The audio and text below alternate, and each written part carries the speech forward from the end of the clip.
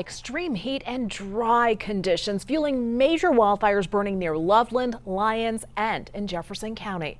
Thank you for joining us for Denver 7 News at 5. I'm Jessica Porter. And I'm Jessica Crawford. First tonight, a fourth fire now prompting evacuations in Boulder County. An evacuation order now being issued for the Lakeshore fire burning in the Lakeshore Park neighborhood. That's northeast of Gross Reservoir.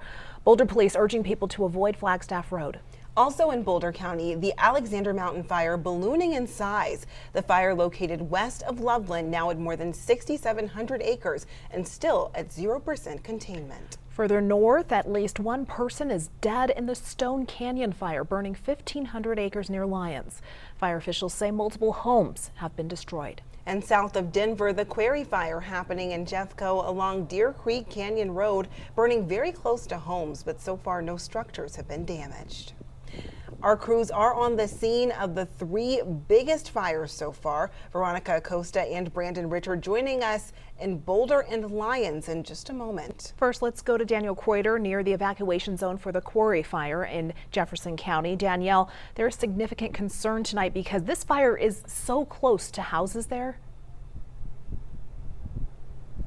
That's right. I want to give you a look at what the scene looks like right now first. Now, this white smoke is actually quite a bit of an improvement than just an hour ago. We were seeing some active burning and some black smoke. At last check, the fire was burning around 200 acres. We're standing at South Valley Park. The fire is burning just southwest of where we are right now. Now, what you might be able to see and even hear in the background is a major update that even Jefferson County Sheriff's officials weren't sure they'd see today, and that's aerial support. You can see how steep and rocky the terrain is, which is a huge challenge for firefighters on the ground. To even get to the fire, we're told crews have to hike in about 2 miles first. Officials say they desperately needed that air support, and they hope that will make all the difference in the firefight right now.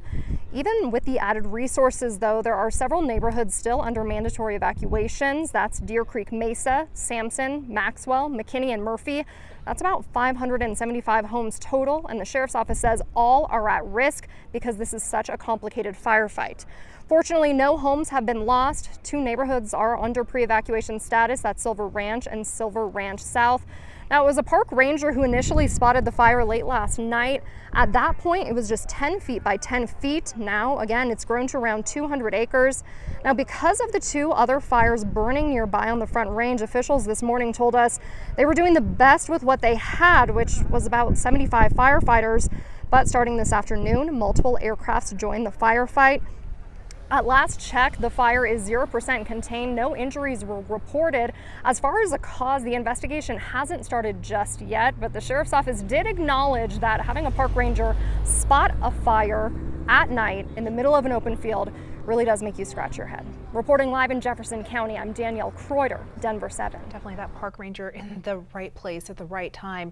Now we want to go to Denver 7's Brandon Richard live in Boulder County, learning more about the Stone Canyon fire there. And Brandon, so far, this is the only fire to have turned deadly.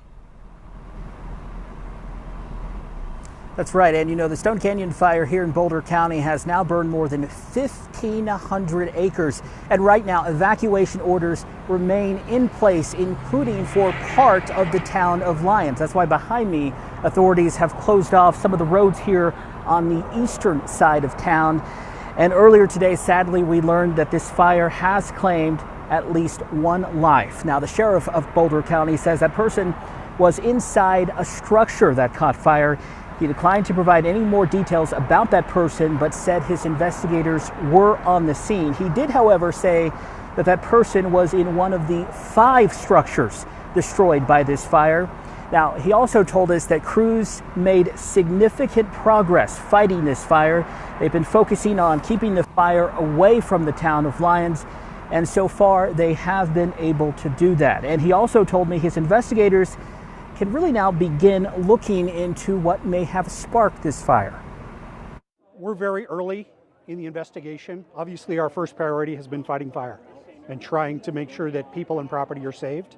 Now that we're getting to a point where we have staff ready to look at the cause and origin of the fire, we're asking for the community's help. I believe we've set up a tip line that people can call to provide information if they know anything about how or where this fire started. so that can focus our investigation. No reason to believe it was deliberate or anything. But not that we're aware of now, but we're open to anything. We start our investigation with a very wide lens, and we will figure out where the fire started and then look for the hows and whys it actually ignited. And you heard Sheriff Johnson there mention that tip line that they have set up. That number for that tip line is 303-441-3674. They tell us that any information you may have, whether it's big or small, could potentially help. So they're really encouraging people to give that number a call. And again, as for the fire, they're really focused on keeping it away from the town of Lyons. That's why an evacuation order remains in place for part of the town, but that is going to be their focus heading into tonight. In Lyons, Brandon Richard, Denver 7. Brandon, thank you. Just heartbreaking that there has already been loss of life in this. Devastation. Now in Larimer County, the Alexander Mountain Fire continuing to grow for the third straight day. Denver 7's Veronica Acosta joining us now. Veronica, that fire expanding faster than firefighters can contain it. And that's the big problem, Jessica. It is growing so fast. It is massive. It is on U.S. State Forest Service land, which is a tough terrain for those firefighters, even those aerial assets as well. Eerily quiet on County Road 27 where we are. You're seeing a lot of this pink tape evacuation notice, just letting officials know that they've come to this property, informed people who are here that they shouldn't stay in case the fire moved this way. Now, a big concern for firefighters has been the Cedar Park community. They have staffed that area, making sure that they can protect structures. They're making sure they have a handle on the fire behavior near there.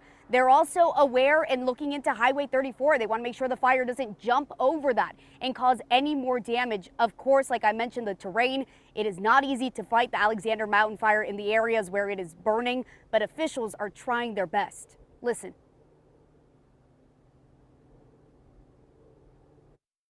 We also, with the assistance of all the aircraft overhead and a lot of people with eyes and binoculars looking over Highway 34 to the south, trying to make sure that if we do have a fire that spots across the river, that we're ready to jump on that. The last thing we want this thing to do is to jump across and start marching in that direction. That is the last thing they want. And I have to mention those hotshot crews. These are wildland firefighters. They are experienced, especially when it comes to really tough terrain, like where the Alexander Mountain Fire is burning. We asked about those hotshot crews on Tuesday, officials telling us that they do expect them to come. We asked again about them today, Wednesday, officials again telling us they are on their way. They will be vital in this firefight. In Larimer County, I'm Veronica Acosta, Denver 7. A lot of resources stretched very thin tonight. And it's hot, it's hazy, dry weather is persisting across Colorado, and it's not leaving any room for relief in the way of rain. So let's bring in meteorologist Stacy Donaldson, tracking conditions and a potential break in this pattern. That's right, you too. We have temperatures in the 90s again for today. This is our 8th day at 90 degrees or above. 96 our official high so far at DIA. Triple digits for southeastern Colorado and mostly 70s and 80s for the higher elevation. So our record today, 100, set back in 1889. The actual high today at the airport, 96 degrees. And we still have an air quality warning here for the Front Range in eastern Colorado. That's extended into tomorrow because this smoke really isn't going anywhere as we head through tonight and tomorrow for unhealthy air quality. As you can see, dense smoke coming into the Front Range tonight around 9:45, and it looks like it'll stick around into early tomorrow, as well as tomorrow afternoon. We'll still have smoke in the area. We'll be talking about when we might see a break from this coming up in just a few minutes. Thank you, Stacy, and we will continue to monitor all of these fires and bring you updates throughout this hour. You can find the very latest on evacuation orders right now on Denver7.com. And coming up, we are staying on top of the multiple wildfires burning across the state. The latest from Jefferson, Boulder, and Larimer counties. Stay with us.